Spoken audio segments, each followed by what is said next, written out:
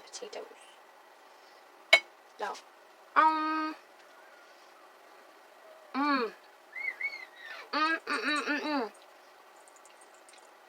that is the best pork chop I have ever had, let alone made. Oh my god, so good. I'm not over exaggerating. You guys need to try this recipe.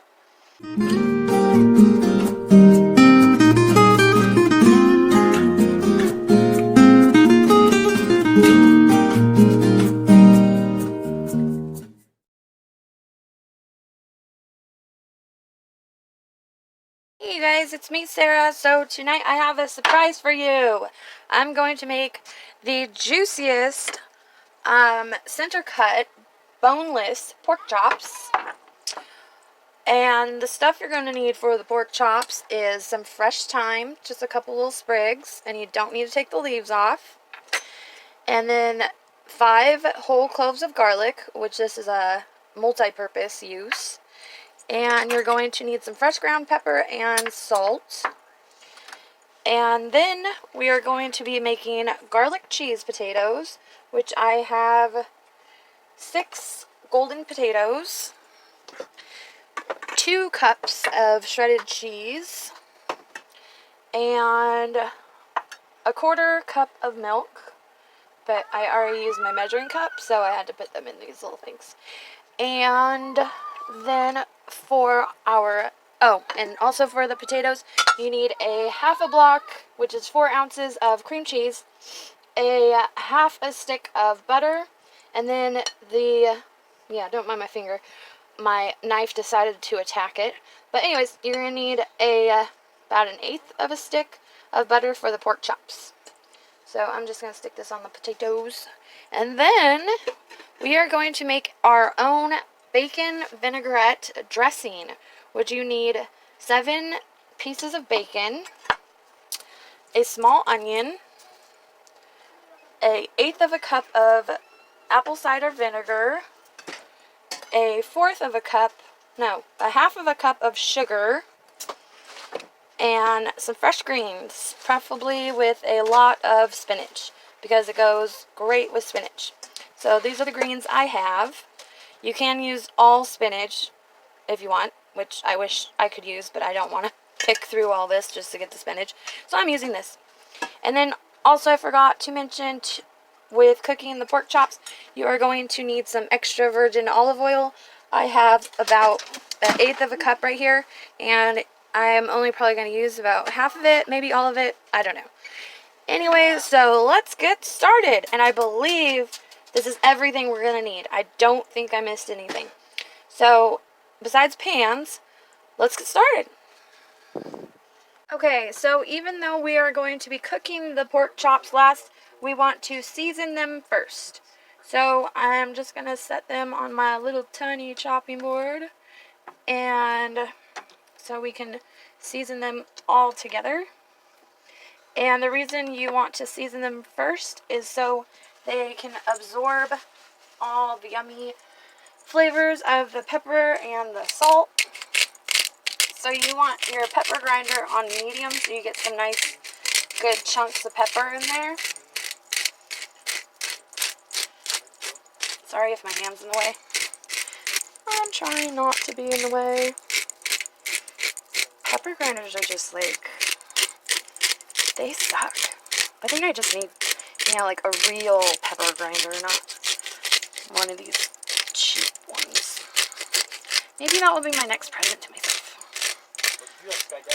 That'd be awesome. Okay, so pepper is done. Now you just want to take some salt and sprinkle some salt on there. Sprinkle, sprinkle. Sprinkle, sprinkle.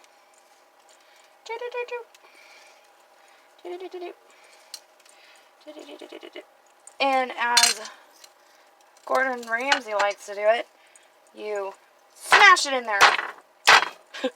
Okay, maybe that's a little too much. But you want to squish it down in there. Make sure it's really in there.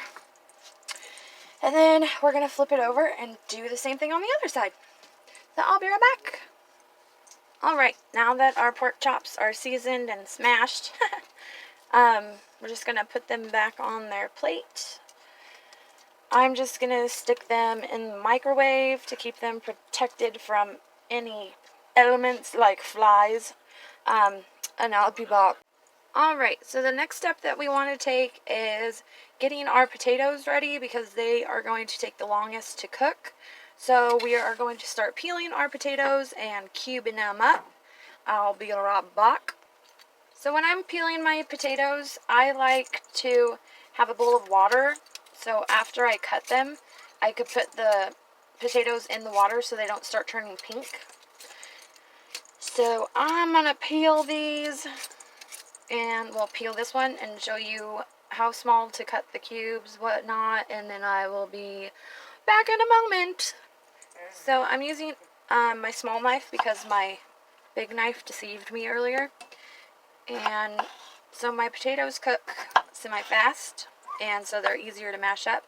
I like to cut them into pretty small pieces. Not like, you know, tiny pieces like you're frying potatoes or anything like that, but just like this size. And then you put them right into the water, and you don't have to worry about them turning pink. So I'm going to finish all of these, and it'll take 1 second, and I will be right back. See? I told you it'd be 1 second, and I would be done. So I'm going to put these babies in a pot of water. So my potatoes are in water, and they are going to start boiling pretty soon. And in the meantime, we are going to get our dressing ready, so then it has time to cool down before we add it to our salad. Alright, to get our dressing ready, we need our bacon. And I have to use my evil knife because it's my sharpest one and it's the easiest one to cut bacon with. So you just want to cut your bacon in as small of pieces as you can get it. I really like cutting bacon when it's like partially frozen because it's super easy. But of course you can tell this is not frozen at all. So it's a pain in the butt. I just hope my knife won't deceive me and slice open another finger. No, I figured out what the problem was. I was wearing my far-sighted glasses that I forgot to take off. So, yeah, everything looked closer than it was.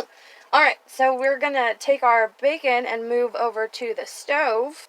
Alrighty, so after your pan has heated to a medium-high heat, so it's a good heat for frying your bacon up, because you want your bacon nice and crispy. The reason you want it nice and crispy is because we are going to be adding fluids to this, which will soften the bacon up. And if you didn't have your bacon nice and crispy, you would get really gooey, slimy bacon. So you really want to crisp it up nice and good, almost like bacon bits. So while our bacon is getting nice and bacon bitty, we're going to slide back on over to the chopping board and cut up our onion. Alright, I had to cut a yucky spot off my onion. Now that I have my unevil knife, well, so far it hasn't been evil, I'm just going to start cutting my onion into little cubes, and I will be back in 1 second. So it has been a magical second, and the magic of filming, and my onions nice and diced. And I will be right back to show you what we're going to do with our onions once our bacon is done. Right, as you can see, our bacon is a-sizzling. It is pretty much bacon bits, which is exactly what we want. So, you're going to turn your heat down to a low. Mine's as low as it will go without the fire going up. And while it's still bubbling, you don't want to add liquid yet, so I'm going to add my sugar to get it a little caramelized, possibly. Oh yeah. Nothing like candied bacon. No, I'm just kidding. That actually sounds kind of good, like sweet and salty. But that's not what we're doing here. Alright, so now that the sugar cooled down the pan, you are going to take your apple cider vinegar, pour that in there, stir it around. Oh, the smells coming off of this are delicious. And then we want to add our chopped up onion. Oh, some onions went running away. They didn't want to get cooked. That's alright. I don't blame you, onion. And be very, very wary of cooking this because it is really, really, really, really hot. So be careful. So what we're looking for is for the onions to turn translucent. I'm going to add about possibly 4 tablespoons of water while it's cool so I don't catch myself on fire. And I will be back in a second. That was the fastest second ever. So this is water. I just put it into my container that had my vinegar in it. So add that. Stir a little bit.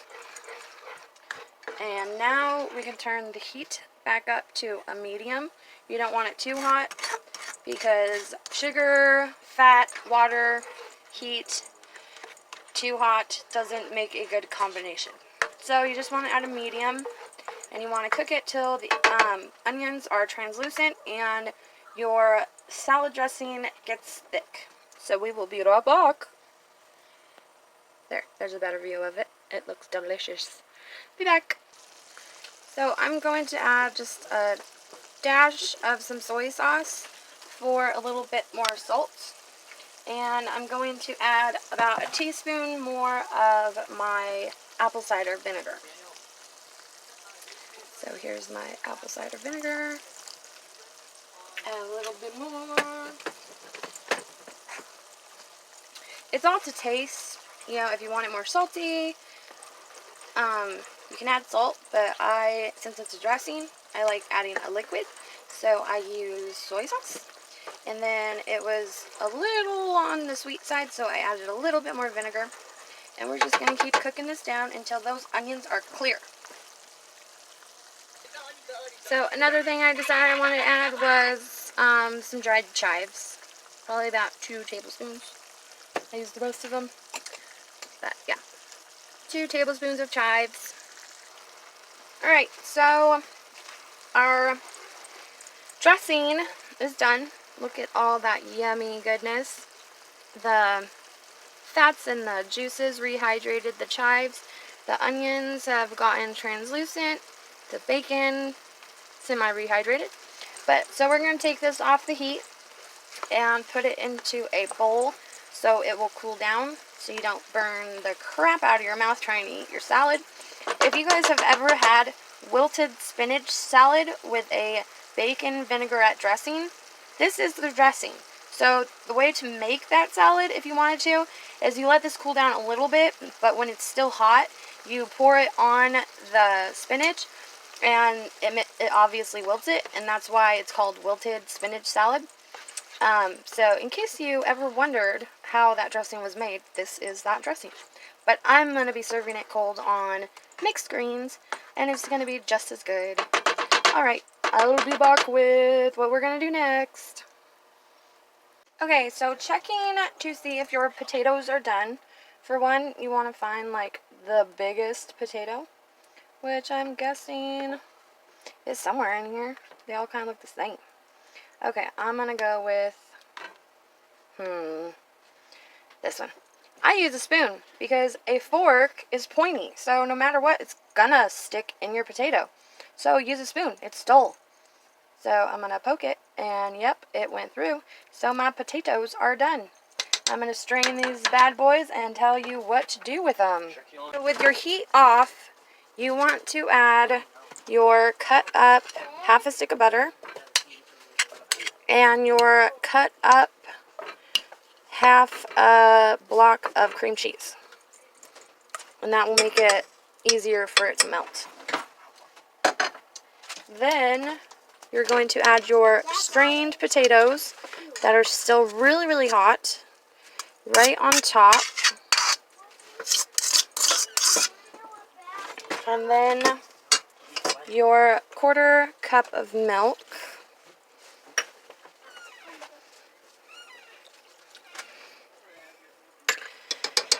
And before we mash this together, we're just going to put the lid on it for now because we still need the garlic. Well, actually, I will add the cheese in a second, so it'll give it time to melt. So add your 2 cups of cheese, just right on top, and then put your top on, and then we are going to do our pork chops. And the reason why we're not mixing the potatoes yet is because we need this garlic for the potatoes, but the garlic isn't going to be cooked until we cook the pork chops, which you will see. So I will be back in a minute to show you what to do next. My black finger is like cracking me up. Okay, see you in a minute. So you want your pan on a high heat, and you're going to put about a tablespoon or 2 of olive oil. And you don't want to add your meat until you see the olive oil start smoking a little bit.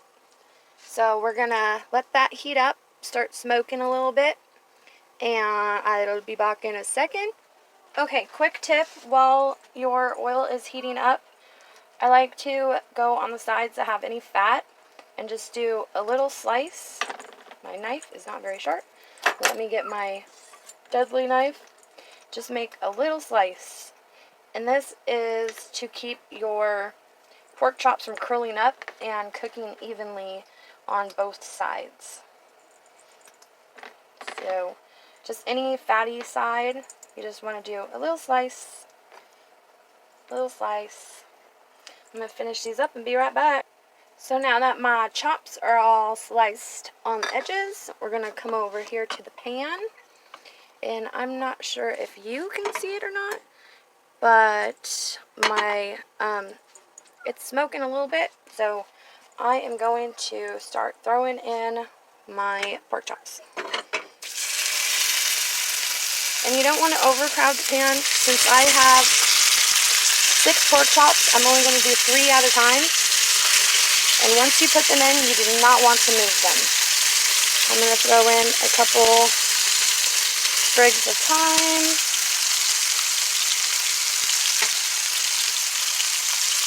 And then when we flip them the first time, we're only going to cook them about 3 minutes on each side because these cook really fast.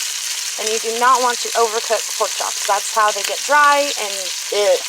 So when you flip them over after 3 minutes is when we're going to add the butter and the whole garlic cloves. And I'll show you why.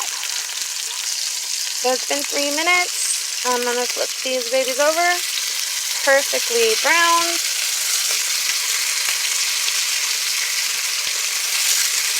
Oh yeah. So now you want to quickly put in your butter, your whole garlic cloves, and just let those move around.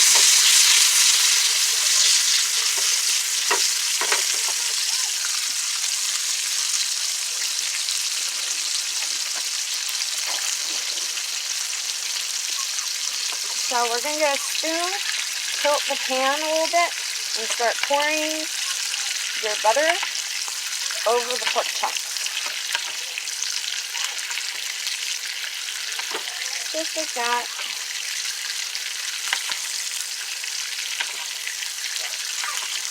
This helps cook the edges and gives it some nice yummy flavor.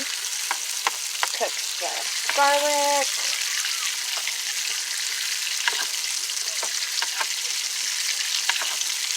And how long has it been? Okay, it's been about 3 minutes. So I'm going to turn off the heat and quickly transfer these to a cold plate.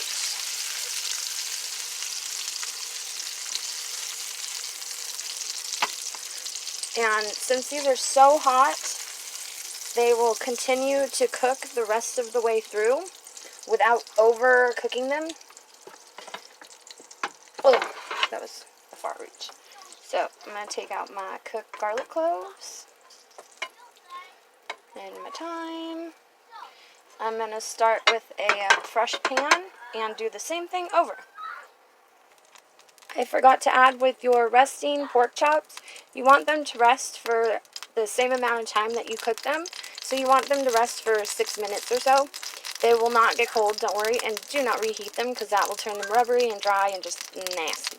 So they will be perfect, don't worry, and I will be back when I finish my other 3 pork chops and show you what we do with our potatoes, and then it will be time for plating. Okay, so don't mind my greasy stove. Anyways, so once your little garlic cloves, well, actually giant garlic cloves in this case, are nice and roasted and sauteed, whatever, you want to get a fork and you just want to squish them down. That big one is going to be a hard one to squish. Oh, there it is. Anyways, you get the gist of it. This big one's been a pain for me. But I'm going to finish squishing these up, and I'll be right back. Okay, so I ended up using a spoon. That worked a lot better.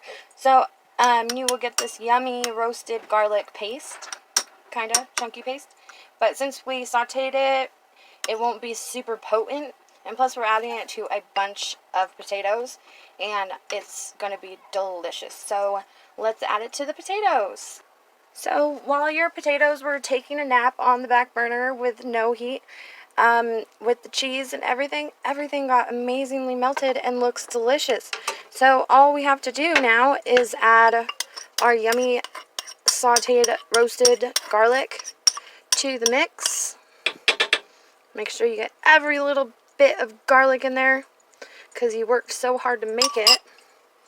And then we're going to start mashing away. Oh my god, look how good that is. Oh yes. So after you've mashed and stirred your delicious potatoes, they should look a lot like this. So I'm going to start plating, and then it's dinner time! Woohoo! One thing, our salad dressing in our salad. So I don't have salad tongs or whatever they're called. So I'm just going to pour my dressing on in here. Oh my god, look at that. Oh. Can you see how yummy that is? Don't mind my 4-year-old. He's acting like he's dying. Sorry, my big old arm. I swear, I should do a video just of my arm getting in the way. Alright, my salad is all mixed. Everything is ready. I'm going to serve up a plate, and by my mom's demand, she wants to see me literally take a bite of the food, which I'm skeptical about because I've been cooking for the past 2.5 hours. I am exhausted. I look exhausted. So, Mom, know that I'm doing this because I love you, because I look awful right now. So I will be back with my awful looking face, tasting my delicious food. So here I'm going to dish up this yummy food, and if you're not a fan of salad, I bet if you try this salad, you will love salad, because it is amazing. And if you're not a fan of mashed potatoes, try these mashed potatoes and you will be a fan. They are cheesy garlic potatoes. You don't even need gravy for them. And then here is our delectable moist, sorry I served it with my fingers, it's my food, oh well, moist pork chop. So, here we go. And also keep in mind, I went to the dentist today, so my mouth is in pain. So Mom, I am truly doing this for you, so you better be happy about it. Alright. Okay. Now I'm going to try my salad. I love salad, so. I'm blocking them. It's so good. Maybe this is why I don't record myself eating, because I'm a messy eater. But you guys have got to try this recipe of everything. More potatoes.